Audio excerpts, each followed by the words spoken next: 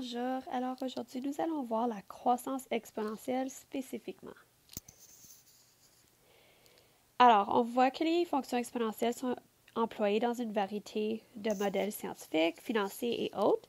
Donc, il y a deux types de fonctions exponentielles, la croissance exponentielle et la décroissance exponentielle.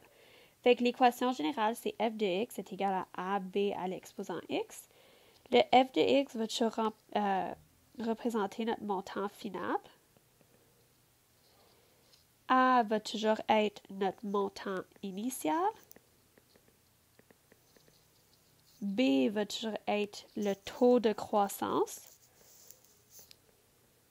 ou de décroissance. Et X va être le nombre de périodes de croissance.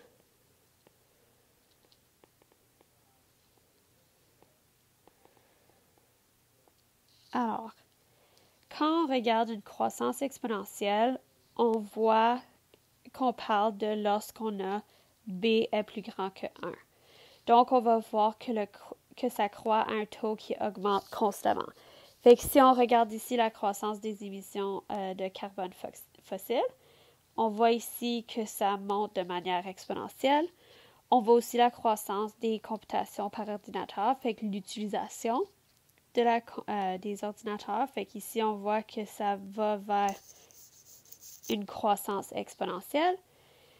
On voit aussi la croissance d'un plan financier, fait que si c'est intérêt simple ou intérêt composé, fait que l'intérêt composé va augmenter de manière exponentielle parce que le plus d'argent que tu as dans ton compte, le plus d'intérêt que tu vas recevoir. Et lorsqu'on parle d'une croissance d'une population de bactéries, ben, on voit que tranquillement, pas vite, ça va augmenter, doubler, parce que le plus de bactéries qu'on a, le plus que la population va augmenter.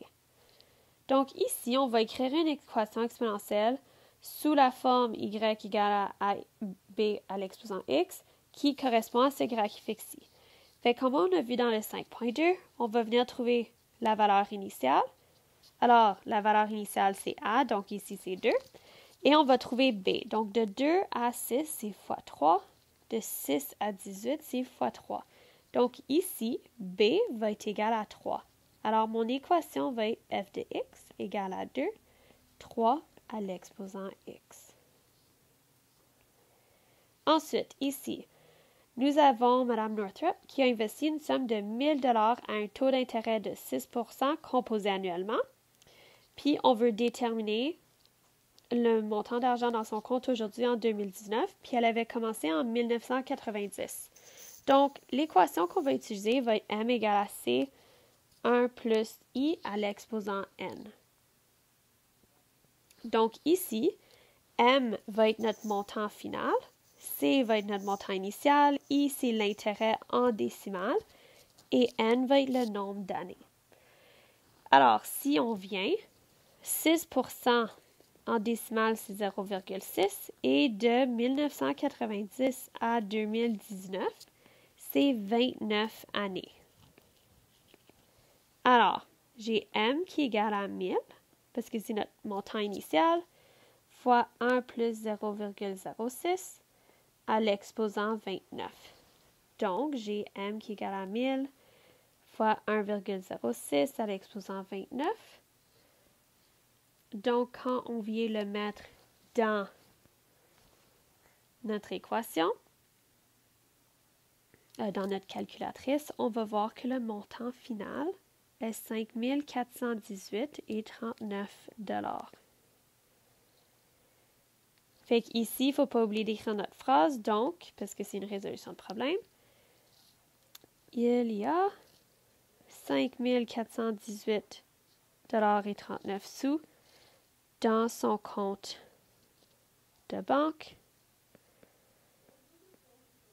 en 2019.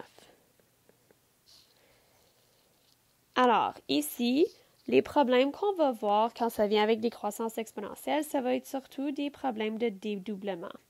Fait qu'ici, Q de t va être notre quantité finale, Q0 va être notre quantité initiale, t va être le temps écoulé et d va être le temps de doublement. Donc ici, on a une colonie de bactéries qui compte 500 individus à midi. Puis cette population se double toutes les 10 heures. Donc, on va écrire une équation qui représente la population de bactéries en fonction du temps écoulé depuis midi. Donc, on a ici Q de T, puisque c'est notre montant final, on ne sait pas c'est quoi. On a Q0 qui est notre montant initial, donc 500. On a 2 à l'exposant T sur 10, parce que 10, c'est le D, donc le temps de doublement. Alors, parce que ça dit que ça double, on sait que donc B est égal à 2.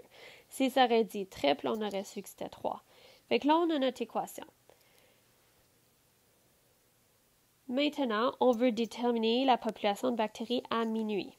Fait qu'à minuit, fait que de midi à minuit, c'est 12 heures. Fait que ça veut dire que le temps, c'est 12 heures. Donc, on va avoir ici Q de 12 qui est égal à 500 fois 2 à l'exposant 12 sur 10.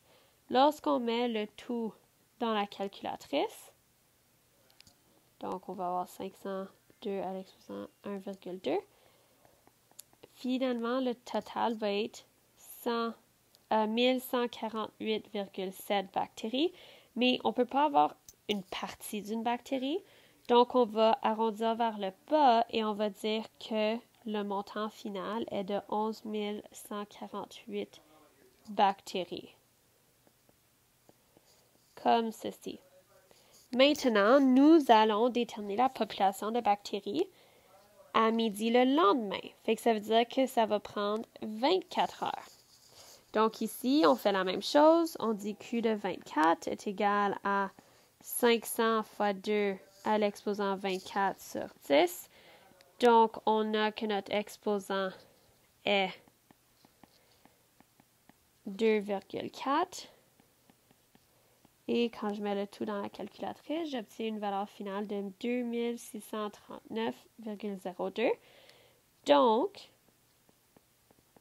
puisque je ne peux pas avoir une partie d'une bactérie, on va avoir 2639 bactéries après 24 heures.